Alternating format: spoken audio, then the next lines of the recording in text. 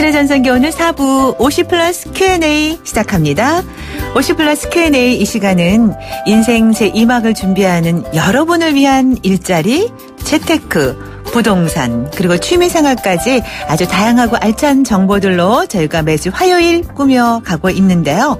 오늘은 영산대 부동산학과 심영석 교수와 함께 내년의 부동산 전망은 어떤지, 내 집 마련은 내년에 가능한 건지, 하는 게 좋은 건지, 또 부동산으로 노후 준비를 할 수 있는 팁은 어떤 것들이 있는지 좀 이야기를 나눠보도록 하겠습니다. 아마 관심 있는 분들 많이 계실 것 같은데요. 방송 함께 하시면서 궁금한 사항 있으면 언제라도 문자번호 샵 0945 우물정 0945번으로 문자 보내주시기 바랍니다. 여러분과 함께 만들어가는 프로그램 당신의 전성기 오늘이잖아요. 네. 교수님 안녕하세요. 예, 안녕하십니까. 네. 운전하고 오셨어요? 예, 운전하고 왔습니다. 네. 뭐 큰 길은 괜찮죠? 예, 다 높고 햇볕이 비치다 보니까 네. 예, 눈은 없는 것 같습니다. 네. 우리 내년에 부동산 시장도 좀 햇빛이 쨍하게 비쳐서 많은 사람들의 고민을 좀 덜어줬으면 좋겠습니다. 예. 네, 내년에 일단 부동산 시장의 전체적인 전망은 어떻게 하고 계시는지요? 예, 많은 전문가들이 예상하시다시피 서울은 오를 것 같고요. 예, 지방은 하락한다라고 의견이 많은데요. 저도 네. 비슷하게 동의합니다. 서울 같은 경우는 정부가 사실은 규제를 너무 심하게 하고 있기 때문에 아파트 유통량이 좀 부족합니다. 그 말은 수요도 물론 줄었죠. 하지만 분양권이라든지 조합원 입주권 같이 전매 제한으로 인해서 공급될 수 있는 양도 사실은 많이 줄었습니다. 네. 그래서 서울은 뭐 가격이 상승하지 않을까 이렇게 보고요. 이런 현상이 사실은 참여정부 때도 비슷하게 투기과열지구를 순차적으로 지정했는데요. 뭐 수도권은 오히려 올랐고 지방은 뭐 떨어지거나 소폭 상승한 정도의 효과가 있었습니다. 네. 그런 것들이 비슷하게 나타나는 것 같고요. 상품별로는 토지가 좀 내년에는 강세를 보이지 않을까 그렇게 예상을 하고 있고요. 네. 오피스텔이나 상가 같은 수익형 부동산의 경우에는 그 내수 침체와 공급 과잉으로 인해서 옥석을 가리는 한 해가 될 거다. 뭐 이렇게 예상을 해볼 수 있을 것 같습니다. 아, 네. 그러면 오피스텔이나 상가 뭐 이런 수익형 부동산은 조금 어두울 수도 있다. 뭐 이런 말씀인가요? 예, 뭐 일단 규제는 거의 없죠. 네. 오피스텔에 이제 분양권 전매 제한만 걸려 있는데요. 가장 큰 변수는 이제 금리 인상과 내수 경기 침체입니다. 네. 그래서 수익형 부동산은 원래 대출이 좀 적게 나오고요. 그리고 뭐 이자도 높죠. 네, 그러다 보니까 내년에 이제 부담이 늘어날 가능성도 있고요. 네. 공급량이 많이 늘어나는 것도 큰 문제입니다. 최근에 이제 부동산 시장 호황으로 인해서 오피스텔이라든지 상가 뭐 이런 다양한 종류의 부동산 수익형 부동산들이 많이 공급됐는데요. 네. 뭐 어쨌든 장기적으로 보면 수익형 부동산으로 가는 방향은 맞는데요. 내년에 뭐 이런 좋은 상품과 나쁜 상품 간의 차이 이런 것들이 조금 극명하게 드러나지 않을까 이렇게 네. 예상을 합니다. 아, 내년에 이제 옥석이 가려지는 한 해가 될 것이다. 예를 들어 이제 이런 수익형 부동산, 오피스텔 같은 경우 그런 거 이제 뭐 임대 목적으로 많이 구입들을 하시잖아요. 월세 그렇죠. 놓으려고. 그런데 내년 1월부터 이런 오피스텔 분양 시장에 대해서 규제 강화가 예정돼 있다라고 하던데요. 어떻게 달라지는 건가요? 예, 뭐 다른 건 아니고요. 분양권 전매가 이제 규제 지역 같은 경우는 입주 후에 가능합니다. 그래서 이제는 계속 가져가셔야 된다는 거죠. 그 외 규제는 없죠. 그런데 오피스텔 같은 경우도 준주택으로 해서 한 채만 가지고 계시더라도 임대주택 사업자 등록 가능합니다. 그래서 네. 만약 임대주택으로 등록하신 경우에는 최근에 이제 그 주거복지 로드맵에서 법이 조금 바뀌었는데요. 네. 이제 고지 업무가 이제 3개월 전으로 뭐 바뀌었다든지 아니면 특별한 사유가 없는 한 기존 임차인들 내보내는 게 조금 더 어려워진다든지 뭐 이런 식으로 되어 있습니다. 네. 그리고 장기적으로 이제 그 다주택자 같은 경우는 임대주택 등록 의무화 뭐 이런 것들이 적용될 가능성이 있으니까요. 네. 거기에 미리 좀 대비를 하시는 것이 필요하지 않을까 싶네요. 네. 근데 이제 이렇게 되면은 매매 가격은 어떻게 될 거라고 보세요? 오피스텔 같은 경우에는. 옥석이 가려지는 것에 따라 그러니까 다르겠지만. 네, 아파트와 저는 비슷해진다고 보고요. 네. 뭐 수도권하고 지방과 같이 오피스텔도 이제 좋은 오피스텔과 좀 경쟁력이 떨어지는 오피스텔 이렇게 상당히 차이가 있을 거라고 봅니다. 네. 그래서 저희가 권해드릴 수 있는 오피스텔 같은 경우는 아파트와 같이 있는 그 복합단지 오피스텔이라고 우리가 표현을 하는데요. 뭐 이런 오피스텔 괜찮고요. 그리고 네. 전용 면적이 너무 적은 5평에 가까운 오피스텔보다는 좀 10평에 가까운 오피스텔, 그래서 그런 오피스텔들이 조금 더 경쟁력이 있지 않을까. 그리고 뭐 기본적으로 갖춰야 될 요소는 뭐 도심이고 역세권에 있어야 되겠죠. 네, 예. 네. 그런데 뭐 이제 아파트건 오피스텔이건 뭐 땅이건 간에 사실은 돈이 많으면은 뭐 걱정 별로 안 하겠죠. 물론 돈 많은 사람들이 욕심 더 낼 수도 있겠지만, 그런데 우리가 이런 얘기를 할 때는 이제 적은 돈으로 좀 효율적인 투자라고나 할까요? 예. 그런 방법을 찾다 보니까 여러 가지 생각을 많이 하게 되는데, 그런 면에서 이 오피스텔 구입이 적은 자본으로 투자할 수 있는 좋은 그런 상품이 아닌가, 이런 생각들 많이 하시는 것 같아요. 예, 그런 점이 있기 때문에 사실은 초보 투자자분들이 오피스텔부터 먼저 시작하시는 경우가 많습니다. 그런데 아파트하고 다르게 오피스텔은 기본적으로 수익형 부동산이라고 생각하셔야 됩니다. 이제 그 말은 뭐냐 그러면 이제 공실에 대한 위험이라든지 아니면 이제 월세 조정 이런 부분들이 있기 때문에 언제든지 위험에 처하실 수 있다는 걸 명심하시고요. 그리고 최근에는 이제 오피스텔 분양가가 너무 높아지고 있는 측면이 있습니다. 이제 그런 점들을 유의 있게 보셔야 되고 또 과거와 다르게 한 동짜리 오피스텔들이 좀 늘어나는 경향이 있는데요. 뭐 별로 저는 그 좋은 상품이라고 생각 안 합니다. 네. 그 정부에서도 최근에 이제 청년 임대주택이라든지 신혼희망타운 그리고 뭐 뉴스테이 이런 것들을 도심에 좀 공급을 하고 있는데요. 그런 상품들하고 경쟁이 될 수 있거든요. 그럼 분명히 그쪽은 이제 월세가 주변 시세보다 낮기 때문에 월세를 더 조정하셔야 되고 그럼 수익률이 더 떨어질 수 있겠죠. 네, 저희 오늘 50플러스 Q&A 시간 영산대 부동산학과 심영석 교수와 함께 내년도 새롭게 변하거나 달라지는 부동산 관련 이야기 나누고 있습니다. 궁금한 사항 있으면 방송 중에 언제라도 문자번호 샵 0945 우물정 0945번으로 보내주시기 바랍니다. 여러분과 함께 만들어가는 프로그램이잖아요. 당신의 전승기 오늘 함께하고 있습니다. 지금 저희가 이제 오피스텔에 대한 이야기를 했지만 사실 오피스텔뿐만이 아니라 아파트도 그렇고 집도 그렇고 그렇다면 항상 이 화두는 사야 돼, 팔아야 돼, 기다려야 돼, 말아야 돼 이런 거거든요. 그런 분들을 위해서 어떻게 말씀해 주실 수 있을까요? 가만히 계시는 분들이 제일 많으신 것 같아요. 네. 우리가 보통 관망세라고 이야기하는데요. 네. 저는 지금과 같은 규제가 한 10년은 간다라고 예상하시고 움직이셔야 된다고 봅니다. 네. 뭐 이거는 제 예상인데요. 어쨌든 무작정 현재 상태로 간다는 것도 별로 이제 바람직한 것 같지는 않고요. 네.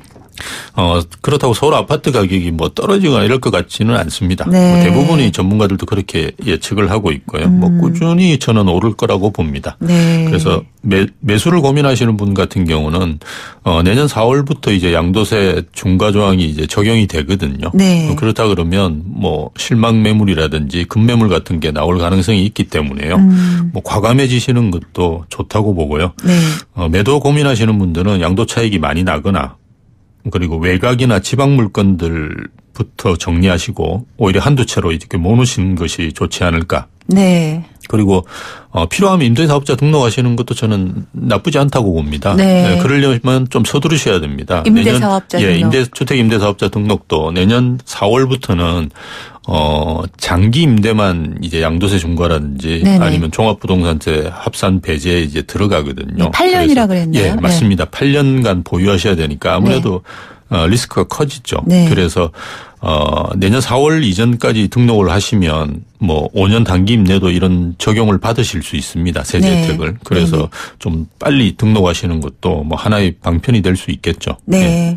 뭐 서울의 아파트 가격은 크게 떨어지지는 않을 것 같다라고 예측을 조심스럽게 해주시긴 했는데 사실 뭐 가장 큰 관심이 그거죠. 뭐 집값이 떨어질까 오를까 뭐 이런 거잖아요.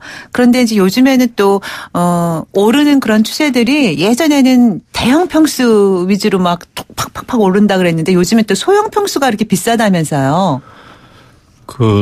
지금 그러니까 3.3 제곱미터당 단가로 보면 소형 평형이 많이 올랐습니다. 네. 그래서 실제로 어떤 지역에는 소형 평형이 중형만큼의 가격이 나가는 경우도 있고요. 그런데 제가 판단할 때는 이게 이제는 거의 꼭지점까지 오지 않았나라는 생각입니다. 소형 평형에 대한 관심. 그래서 이제 중대형 평형 쪽으로 갈 거라고 예상을 하고 있는데요. 네. 왜냐하면 그동안 40평형대 이상 공급이 너무 적었었습니다. 그래서 특히나 이제 경기가 좀 안 좋은 지방 같은 경우 가보시면 네. 뭐 입주하는 물량 중에서 1% 정도의 비중밖에 안 됩니다. 네. 그래서 뭐 서울도 사실은 많이 줄었고요. 네. 대신에 우리가 수요층도 줄기는 했지만 그보다는 덜 줄었습니다. 그래서 예전에는 40평형대, 50평형대, 60평형대 이렇게 사실은 그 아파트 평형이 구성이 돼 있었는데요. 네. 지금 오로지 40평 그것도 급격하게 줄어든 물량만 가지고 있는 거거든요. 네. 그래서 저는 가격도 좀 예전보다 좀 떨어졌죠. 큰 평형이. 그렇죠. 3.3제곱미터당 그 단가도 많이 떨어졌거든요. 네. 그래서 대형 평형으로 갈아타실 수 있는 좋은 기회가 되지 않을까 내년에는 뭐 네. 그렇게 예상해 볼 수 있습니다. 네. 네. 저희 내년도 부동산의 전망을 지금 우리 영산대 부동산학과 심영석 교수와 함께 이야기 나누고 있는데요. 궁금한 사항 있으면 문자로 참여해 주시기 바랍니다. 우물정 0945번이에요. 자, 노래 한 곡 듣고 이야기 이어가도록 하겠습니다. 신승훈이 부릅니다. I love you for sentimental reason. 당신의 전성기 오늘 함께하고 있습니다. 매주 화요일에는 저희가 50플러스 Q&A라고 해서 여러분의 다양한 그 재테크, 부동산, 취미생활 등등에 대한 이야기를 나눠가고 있는데요. 오늘은 그 가운데 내년도 부동산 전망에 대해서 영산대 부동산학과 심영석 교수와 이야기 나누고 있습니다.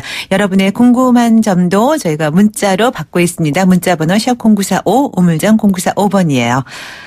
자, 교수님, 저희 구체적인 사연을 하나 통해서 좀 질문을 드릴게요. 사연이 들어왔는데요. 예.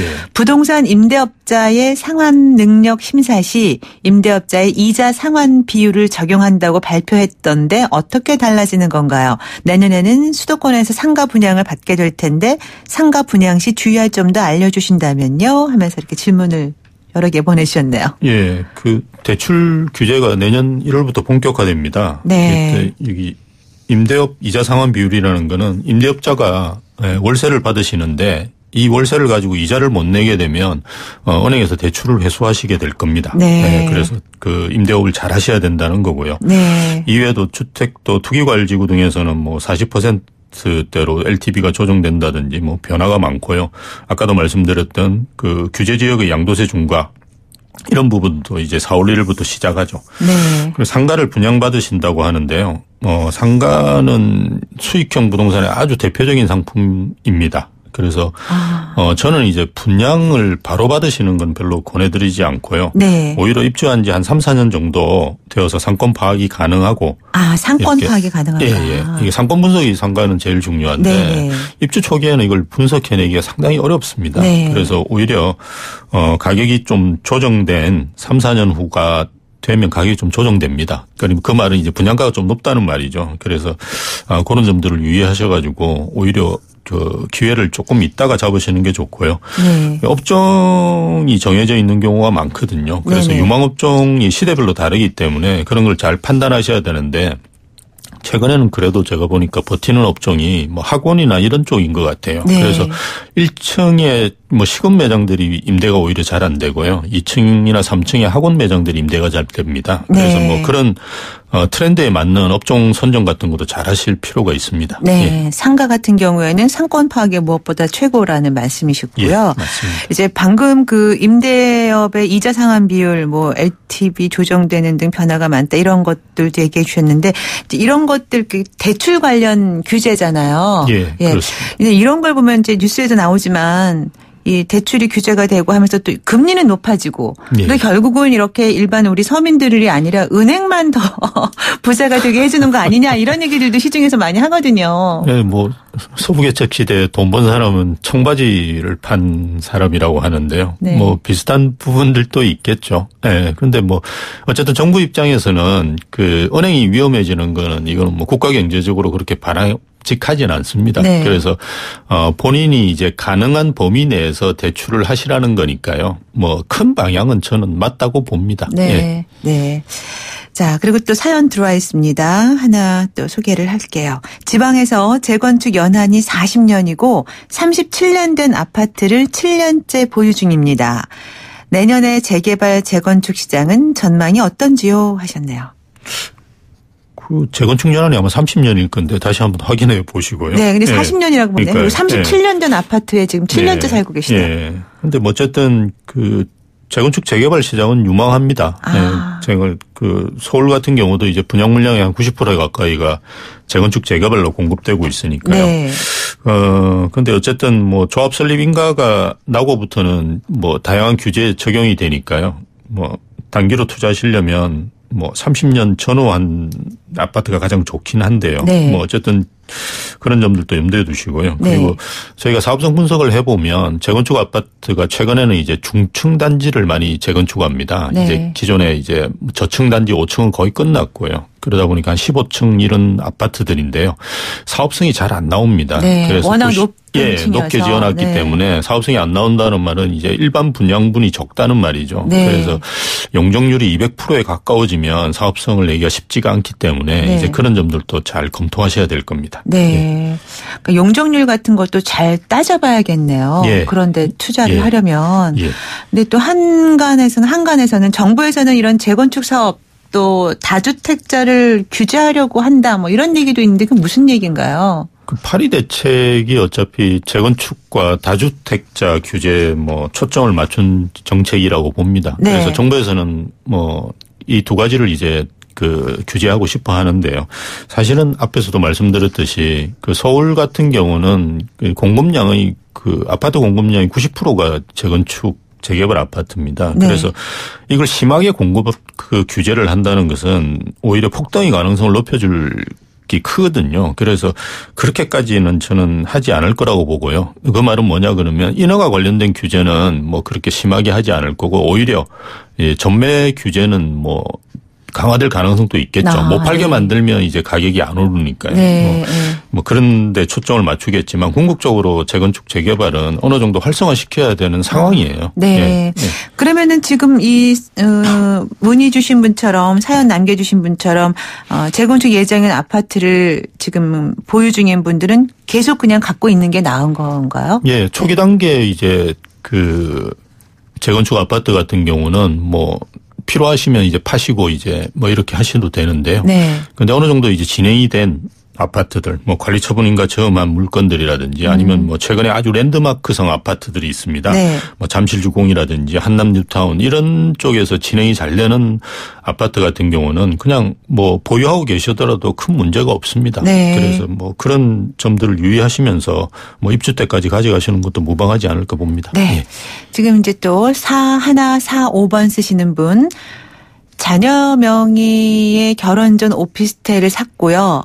그다음에 결혼 후 합가했거든요. 1가구 2주택인가요? 하셨네요. 이 질문이 좀 애매하긴 한데요.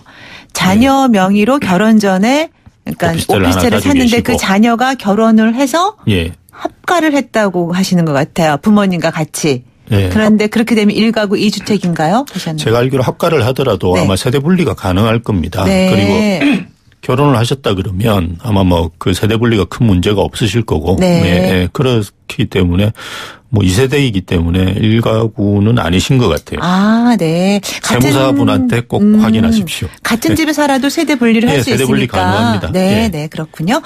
그리고 지금 또 8141 쓰시는 분께서도 문자 보내주셨어요. 서울 시내에서 아파트 사고 싶은데 좀 가격이 싸고 전망 좋은 지역이 어디 있을까요? 네, 아마 이런 궁금증 많이 갖고 계실 것 같아요. 네. 많은 분들. 제가 그걸 알면 저도 가서 사고 돈 벌 것 같은데요. 그러게 말이에요. 최근에 보시면 뉴타운이라든지 이런 쪽 진행하다가 해제된 지역들도 많이 있습니다. 네. 뭐 저는 이제 영등포 쪽이 가격이 아직도 좀 저렴하다고 보는데요. 뭐 이렇게 기존의 개발 사업들이 진행이 되다가 좀 해제된 지역에 있는 아파트 같은 경우는 언젠가는 저는 다시 또 진행이 되지 않을까 싶습니다. 네. 그래서 뭔가 개발 이슈가 있고 그다음에 도심에 가깝고 뭐 이런 지역 중에 찾아보시면 뭐 여전히 저렴한 아파트들 많이 있습니다. 예. 근데 여전히 저렴한 아파트라는 것이 정말 찾기 쉽지 않아요. 아파트 다 비싸더라고요. 예, 발품을 파셔야 됩니다. 맞습니다. 예, 다른 네. 분 말씀 듣지 마시고 네. 본인이 직접 현장을 다니시면서 예, 발품을 파시면 좋은 네. 물건을 찾으실 수 있을 겁니다. 맞아요. 맞는 말씀인 것 같아요. 내가 직접 내 발로 뛰어야지만 얻을 수 있지 않을까요? 네, 맞는 말씀이시고요. 지금 0014님. 육군사관학교와 서울여대에 있는 근처에 살고 있는데요. 육사 앞이라 그런지 집값이 잘 안 올라요. 앞으로도 그럴까요?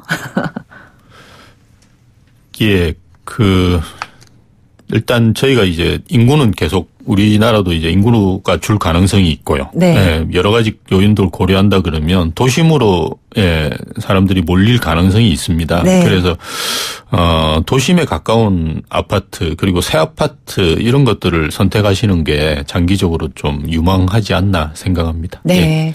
또 이제 비슷한 사연이 또 하나 비슷하진 않는데 아무튼 사연이 또 하나 왔는데요. 아파트를 살 것인지 연립 빌라를 살 것인지 고민 중입니다. 아파트의 경우는 1억 정도 더 대출을 받아야 하고요. 수도권 외곽에 있습니다. 신도시라 아직 공실도 많습니다. 연립 빌라는 수도권 내에 있고 교통시설도 좋은 편입니다. 하지만 연립 빌라의 경우 되팔기가 어렵다고 해서 고민 중입니다 하셨네요. 아파트와 빌라. 상당히 어려운 질문입니다. 네, 장단점을 다 집어주셨어요. 아파트가 좋은데 이게 또 외곽이 있으시고 빌라는 뭐 그렇게 위계상 좋은 상품은 아닌데 수도권에 아주 뭐 제가 보기엔 좋은 위치에 있는 것 같으니까요. 네. 그냥 뭐 일반적으로 말씀드리면 지금 현재 조정기라고 볼 수 있는데요. 네. 조정기 때는 좀 위계가 높은 상품 그러니까 아파트라든지 이런 좋은 상품이 유망합니다. 네. 그래서 좀 이제 경기가 활성화되고 부동산 시장이 좋아지면 이제 연립 빌라 같은 것도 좋거든요. 네. 그래서 지금 상황에서는 오히려 이제 아파트라든지 이런 상품이 더 의미가 있다고 보고요. 굳이 수도권 아니더라도 앞에서도 말씀드렸듯이 서울 내에 찾아보시면 좋은 상품 찾으실 수 있을 거예요. 네. 예. 오늘 우리 교수님한테 전화 많이 갈 것 같아요. 서울 시내 싼 아파트 어딥니까? 네, 앞서도 말씀하시지만 그걸 알면 제가 뭐 부자가 됐겠죠 하셨잖아요. 농담 삼아. 네, 맞습니다. 자, 네. 그리고 또 하나 있는데요. 3년 전에 월 70을 받는 오피스텔을 구입했습니다. 당시 7년쯤 된 오피스텔인데 지금은 10년이 됐어요. 몇 년 보유하다가 오피스텔 시설도 노후되기 전에 파는 것이 좋다고 합니다. 이전에 구입했던 가격보다 낮더라도 파는 것이 나을까요? 아니면 수리도 하면서 보유하고 있는 게 나을까요? 라고 하셨네요. 예, 오피스텔이 물건이 가장 많이 나오는 때가 한 5, 6년 정도 시점입니다. 네. 예, 그거는 오피스텔이 아파트하고 다르게 노후도가 굉장히 빨리 진행됩니다. 월세 상품이 보통 그렇거든요. 네. 그래서 아마 이제 거의 대수종 가까이 뭐 교환을 하셔야 될 상황이 아닌가 싶은데요. 네. 어쨌든 장기적으로 이렇게 오래된 오피스텔은 그렇게 유망하지는 않습니다. 그래서 수익률을 한번 계산해 보시고 뭐 본인이 확보하셨다 그러면 뭐 던지시는 것도 괜찮지 않을까 싶습니다. 네. 네. 자, 그럼 마지막으로 2018년도 부동산의 주요 키워드는 무엇인지 간단하게 정리 좀 해 주시죠. 예, 뭐 단어로 말씀드리면 서울, 중대형, 아파트, 역세권, 수익형 부동산 뭐 이렇게 정리할 수 있을 것 같습니다. 네. 서울 떠나시는 건 위험하고요. 소형에서 중대형으로 이동할 가능성 높고요. 역세권 넓어질 겁니다. 네. 그래서 더욱 중요성이 부각될 거고요. 수익형 부동산 같은 경우는 이제 옥석을 가리는 한에 뭐 충분히 되지 않을까 싶습니다. 네. 예. 간단하게 임팩트 있게 정리해 주셨습니다. 오늘 도움 말씀 잘 들었어요. 고맙습니다. 예, 감사합니다. 네, 지금까지 영산대 부동산학과 심영석 교수와 함께한 50플러스 Q&A였습니다. 당신의 전성기 오늘 끝인사 드려야 될 시간 맞나요? 오늘도 함께해 주신 애청자 여러분 감사드리고요. 문자 참여하신 분들 더더욱 감사드립니다. 오늘 끝곡으로 최성수의 동행 준비했어요. 노래 띄우면서 물러갈게요. 저는 내일 아침 10시 20분에 다시 옵니다. 지금까지 김명숙이었고요. 여러분 오늘이 가장 젊은 날입니다.